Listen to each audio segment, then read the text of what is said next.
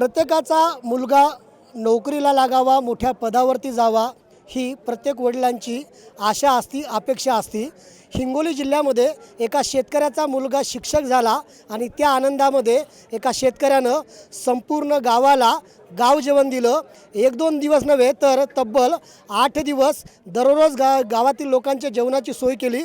आपल्यासोबत ते शेतकरी कुटुंब आहे आणि त्यासोबतच या संपूर्ण सप्ताहाच्या कार्यक्रमामध्ये राबणारे हे सगळी गावकरी मंडळी आहेत।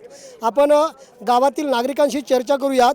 खरं तर आता समाजामध्ये मुलगा नोकरीला लागला की देशामध्ये विदेशामध्ये फिरायला जातात, परंतु पांडुरंग सांगळे नावाच्या या शेतकऱ्याने एक वेगळा आदर्श ठेवलेला आहे।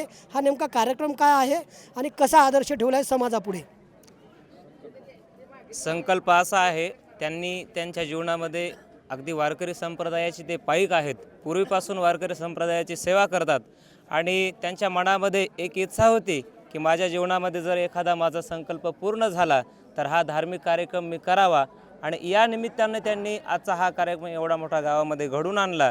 संपूर्ण गाव त्यांच्या सहकार्यासाठी धावलं। गेल्या 7 दिवसापासून त्यांनी अन्नदान असेल, कीर्तन भजन असेल, अगदी सगळे कार्यक्रम त्यांच्या माध्यमातून या ठिकाणी गावकऱ्यांनी उत्स्फूर्तपणे प्रतिसाद देऊन संपन्न केलेले आहेत। त्यांची जी इच्छा होती, मनोकामना होती ती त्यांची भगवंतांनी पूर्ण केली आणि म्हणून त्यांनी हा कार्यक्रम या ठिकाणी घडून आणला। तसं बघितलं तर ते पहिलेच धार्मिक वृत्तीचे आहेत, अगदी पूर्वीपासूनच वारकरी संप्रदायाचे पाईक आहेत। संप्रदायामध्ये नेहमी ते तत्पर असतात, सेवा करतात आणि त्या भावनेनेच त्यांनी हा कार्यक्रम देखील या ठिकाणी आमच्या गावात घडून आणलेला आहे। आपल्यासोबत शेतकरी आहेत। किती दररोज लोक जेवण करतात, कधीपासून सुरू झालं आणि आज कार्यक्रमाच्या शेवटचा काय होतं? 8 दिवसापासून जेवणाचा कार्यक्रम चालू आहे। किती दिवस झाले, किती दररोज लोक जेवण करत आहेत?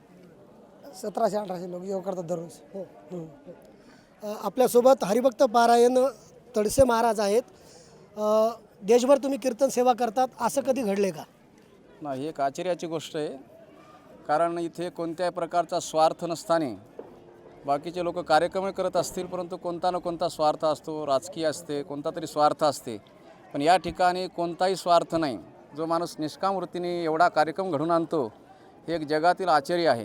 रोज 2000 लोकांना जेवण आणि एवढ्या लोकांची व्यवस्था एक सामान्य शेतकरी माणूस करू शकतो।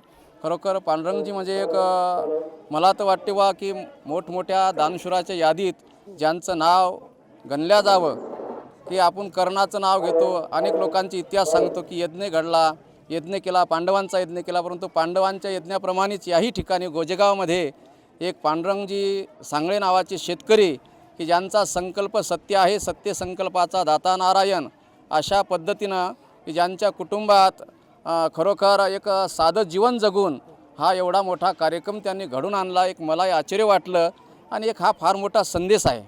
कारण आपल्यासोबत काही गावकरी आहेत, तुम्ही या सगळ्या कार्यक्रमांना भारावून गेलेले दिसत आहेत।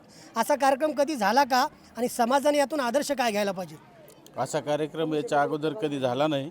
सार्वजनिक कार्यक्रम होत होते, परंतु वैयक्तिक एका माणसाने केलेला कार्यक्रम हा आमच्या गावासाठी तरी पहिल्यांदाच झालेला आहे। आणि आमचे चुलत भाऊ पांडुरंग सांगळे यांचा एक संकल्प आहे की आपला जर मुलगा शासकीय नोकरीत लागला तर आपण 3 वर्षे सतत सप्ताह करू आणि त्याची ही पहिलं वर्ष गजानन महाराजाच्या प्रगाढ दिनापासून सुरू झालेला हा सप्ताह काल महाशिवरात्रीला आणि आज त्याचा काला होणार आहे आणि सतत 8 दिवस संपूर्ण गाव आणि परिसरातील पंचक्रोशीचे लोक कीर्तन ऐकायला आणि महाप्रसादाचा लाभ घ्यायला होते आणि त्याचाच आज शेवटचा दिवस आहे।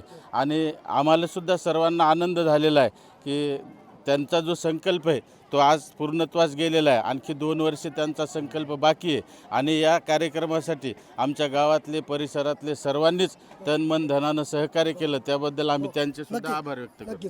आपण जर पाहिलं तर पूर्वीची एक म्हण होती, पुत्र व्हावे ऐसा गुंडा ज्याचा तिही लोके झेंडा, परंतु पांडुरंग सांगळे नावाच्या या शेतकऱ्यानं वडील व्हावे ऐसा गुंडा ज्याचा तिही लोके झेंडा ही म्हण सत्यात उतरवलेली आहे।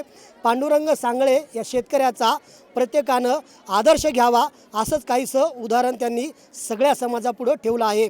संदीप नागरे, साम टीव्ही न्यूज, हिंगोली। देश विदेशातील प्रत्येक घडामोडींचे लाईव्ह अपडेट मिळवण्यासाठी आता साम टीव्हीच्या सर्व सोशल मीडिया प्लॅटफॉर्मला लाईक, फॉलो आणि सबस्क्राईब करा। तसंच सर्व नोटिफिकेशनसाठी बेल आयकॉन प्रेस करायला विसरू नका।